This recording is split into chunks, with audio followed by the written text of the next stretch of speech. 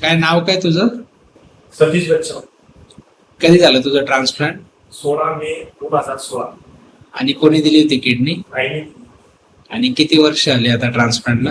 8 वर्ष झाली. आणि कशी आता तुझी तब्येत? बरी. काही काम धंदा करतो का तू आता? करतो. कसं वाटतं डायलिसिस मुळे आणि ट्रान्सप्लांट मध्ये काय फरक वाटतो तुला? ट्रान्सप्लांट केल्यानंतर चांगलं वाटतंय. तू आई कशी आहे तुझी? आई छान आहे.